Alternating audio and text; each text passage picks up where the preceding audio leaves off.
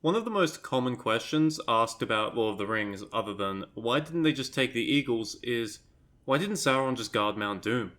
And it's a perfectly good question. There's an object out there that will effectively one-shot Sauron, but it can only be destroyed in one place. So wouldn't it make sense to guard that one place? Yeah, it would. But, as always, with anything Tolkien, the answer isn't that simple. Now, it might seem kind of obvious, right?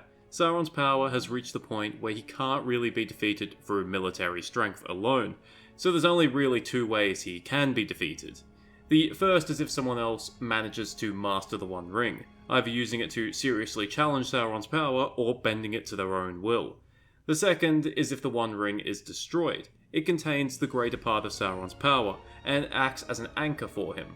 Both outcomes would destroy Sauron's power and reduce him to the point of impotency. But here's the thing, Sauron was seriously concerned about the first option, whereas he could not even comprehend the second. I'm not joking. As mentioned by Gandalf several times during The Lord of the Rings, Sauron never considered that someone would destroy the One Ring, and that's the best answer as to why he never guarded Mount Doom. When the One Ring was being moved around Middle-earth, Sauron was always under the impression that it was simply making its way to the person who was going to use it to challenge him. You might see this and think, wow, Sauron's an idiot, or Sauron is really poor at risk assessment for an immortal creature. But there's something I need to explain first. There's a section in Mordochs Ring that highlights the goals and thought processes of both Sauron and Morgoth, and basically explains the nature of evil in Arda. It points out that if a person is evil enough, they can and will lose their ability to understand good. An example used is that Morgoth understands volcanoes more than he understands trees. To him, trees are useless, only fit to be destroyed or used as fuel to feed his furnaces, and he doesn't recognize their uses in creating beauty, fertility, or works of art. It's an entirely alien concept to him. On the other hand, volcanoes are raw, destructive power, and can have a demonstrable use in annihilating his enemies or burning the land, which is why both Morgoth and later Sauron make use of volcanoes. Although Sauron never quite fell to the level of Morgoth, he did come pretty close by the end of the Third Age. And there's actually a vice versa to this. It's explicitly said that Manway is so good that he also kind of lacks the ability to understand evil. In a way, he's naive to it. And that's exactly how Morgoth was able to manipulate him when he was captive in Valinor. Some of the other Valar, such as Ulmo, Orome, and Tolkas, did not have this same limitation, and were able to recognise that Morgoth was still very much evil during his captivity. So yeah, Manway's kind of an idiot as well. Right, so how does this apply to Sauron? Well, by the end of the Third Age, Sauron now has that same problem Morgoth had. Almost a complete inability to understand good, or rather, an inability to understand anything outside of his own way of thinking. This is in direct contrast to Sauron during the First and Second Age, where he shows an incredible amount of cunning to undo his enemies. He uses Gorlim's grief over the death of his wife to trick him into betraying Barahir's outlaws during the First Age. He uses Celebrimbor's passion for craft and Ar-Pharazôn's insecurities and fear of death to trick both of them during the Second Age.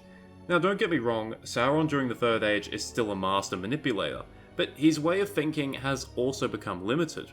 One example is that when he learns of the Astari, the Five Wizards, he sincerely believes that they are being sent as imperialists by the Valar to re-establish power over Middle-earth. This is because he genuinely deluded himself into thinking that Eru and the Valar had abandoned Middle-earth following the downfall of Númenor. His newfound weakness is most clearly demonstrated in his approach towards the One Ring. Sauron is extremely worried about someone claiming the One Ring and using it against him because it's what he would do if he was in that same situation. He fully expects that his foes intend to use the One Ring against him to destroy him. He cannot comprehend that someone would actually want to destroy the One Ring because it would require a complete rejection of power, even if said power could be used against evil, and that's not something Sauron would do. To put it bluntly, Sauron has lost the ability to understand his enemies, and expects them to behave in the same way that he would. Sauron's inability to comprehend the plans of his enemies actually becomes a major weakness for him during the War of the Ring. It makes him incredibly predictable. When Aragorn reveals himself to Sauron in the Palantir, he does so knowing that it will cause Sauron to panic and possibly attack prematurely. after the Battle of Pelennor Fields, the host of the West marches on Mordor knowing full well that Sauron will take the bait. Why? Because they know Sauron thinks that Aragorn has the One Ring. And because Sauron is fixated on that, they know that he does not and will not suspect a trap. So, from when the One Ring left the Shire, right up until the moment when Frodo claimed it in Mount Doom, Sauron never suspected that his enemies would attempt to destroy the One Ring. It wasn't a risk that he weighed up and found unlikely, it was an alien concept that he never considered and could not consider. Now you might think this is a flaw in Sauron's character design, and you are welcome to think that because art is subjective, but I would like to point out that all of us have this same flaw. I guarantee you, if you're watching this, there is a behaviour, a hobby, an action, or a belief that other people have that you just cannot comprehend, and might never have thought of or considered if you weren't exposed to it by external forces. There are concepts that you and I might deem obvious, but other people would deem outlandish, and vice versa. What you might deem unthinkable, another person might deem perfectly normal. In a way, it humanises Sauron. The corruptive nature of evil has left him less like a divine figure, and more like a narcissistic, one-dimensional person.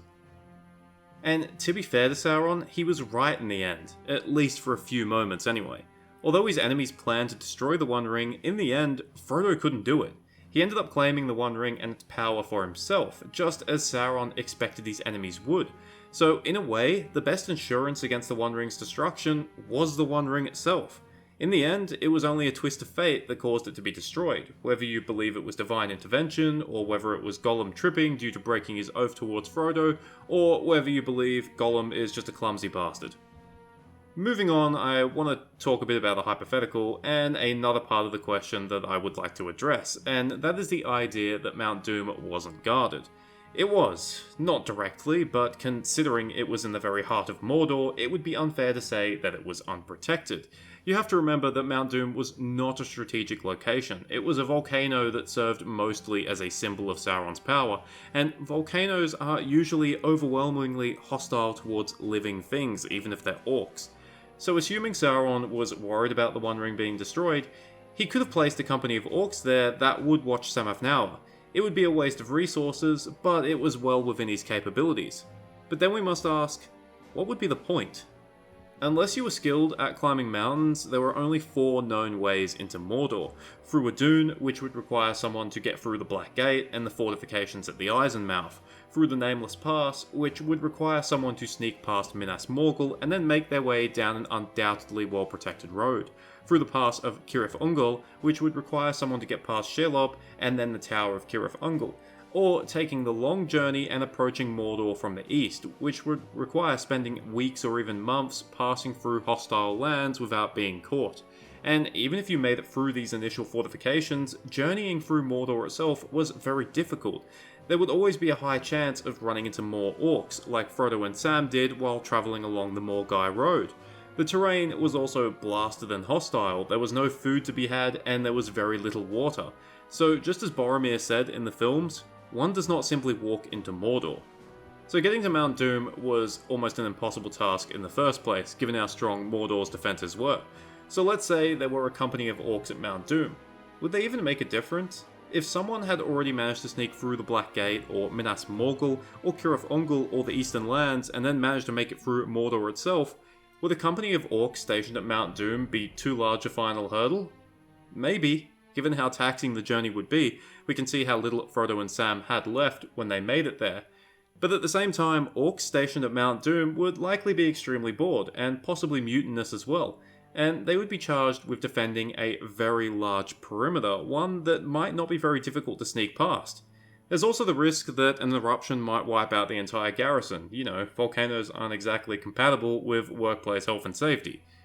But this conversation is merely academic in nature. The simple fact is that Sauron did not guard Mount Doom because he never expected that his enemies would make an attempt to destroy the One Ring.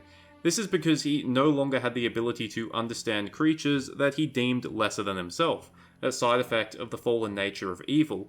The fact that he did not even consider such a plan meant that there was absolutely no reason to guard Mount Doom, as it served no strategic purpose, and thus, when Frodo and Sam arrived at Mount Doom, it was unguarded and the rest is history.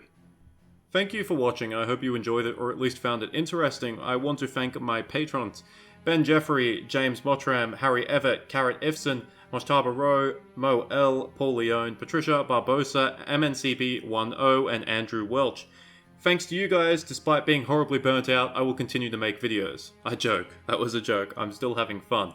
Cheers, farewell, and remember, if you're ever stationed at the volcano, you almost certainly qualify for hazard pay.